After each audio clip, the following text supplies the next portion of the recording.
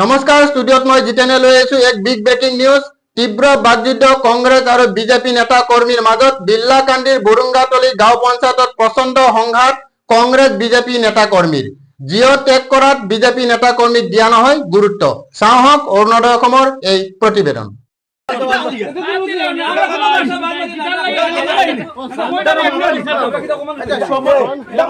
তীব্ৰ বাকযুদ্ধ কংগ্ৰেছ আৰু বিজেপি নেতা কৰ্মীৰ মাজত। বিন্নাকান্দিৰ বুৰুঙ্গাতলী গাঁও পঞ্চায়তত প্ৰচণ্ড সংঘাতত কংগ্ৰেছ বিজেপি নেতা কৰ্মীৰ।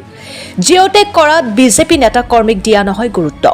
কংগ্ৰেছৰ নেতা কৰ্মীয়ে মেনেজ কৰি জিঅ' ত্যাগ কৰাৰ অভিযোগ বিজেপি নেতা কৰ্মীৰ। জীৱিকা সখী মাজিদা বেগমৰ চহী চিটিং কৰি জিঅ' ত্যাগ কৰাৰ আন এক বিস্ফোৰক অভিযোগ উঠিছে। বিজেপি দলৰ নেতাকৰ্মীয়ে এটাৰ পাছত আনটো বিস্ফোৰক অভিযোগ তুলিছে জীৱিকা সখী আৰু কংগ্ৰেছৰ মণ্ডল সভাপতি খাইৰুল ইছলামৰ বিৰুদ্ধে।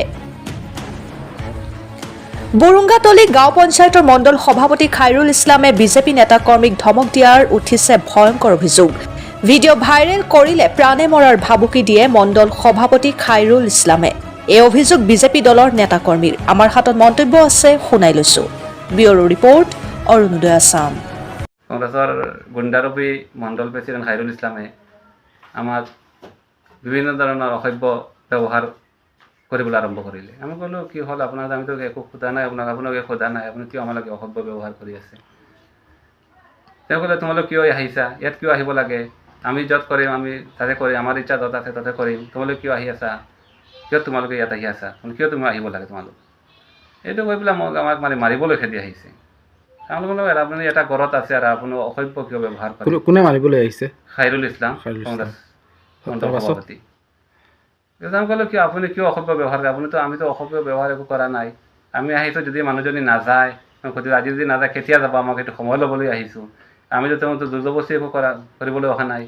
তেওঁ কৈছোঁ কেতিয়া যাব আমাক এইটো সময় দিয়ক, আমিতো জোৰজবস্তি কৰা নাই।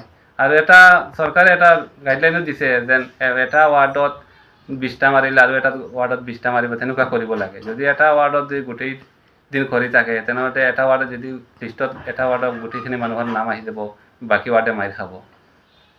আমি এইটো আলোচনা কৰিছোঁ, কিন্তু সেয়ে আমি আলোচনা কৰিবও দিয়া নাই। আমাক মাৰিবলৈ আহিছে, তোমালোকে কিয় আহিবলৈ, তোমালোকে অৰুণোদয় দি বাল ছিঙিছিলা, কিয় এতিয়া আকৌ এইবিলাক আহিছে, আমি য'ত লৈ যাম আমি আমাক কি কৰিবা, তোমালোকে যি কৰিব পাৰা কৰা, আমাক বাল ছিঙি দিয়া, এনেকুৱা অসভ্য বিভিন্ন ধৰণৰ অসভ্য কিয় ব্যৱহাৰ কৰে। এজন মানুহৰ ঘৰত অসভ্য ব্যৱহাৰ কৰিব লাগে নেকি? আমিতো আপোনালোকে অসভ্য ব্যৱহাৰ কৰা নাই।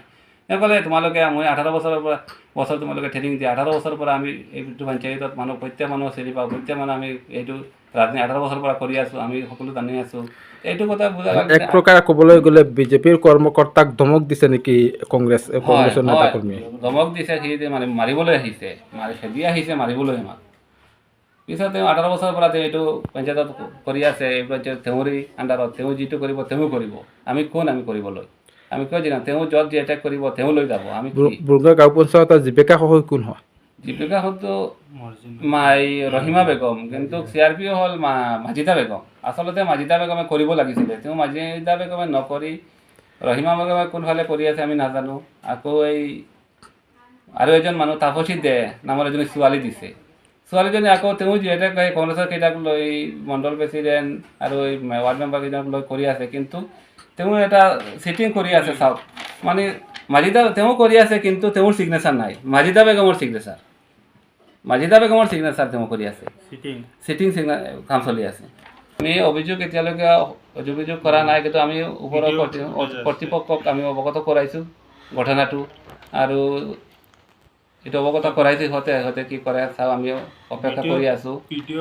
আৰু এইবিলাক এইটো পিছত তেওঁ আমাক ধমক আৰু এটা দিলে যে ক'লে যদি এইবিলাক ভিডিঅ' ভাইৰেল হয় প্ৰাণে মাৰিব, আমাক প্ৰাণে মাৰাৰ বাবুকি দিছে। কোনে দিছে?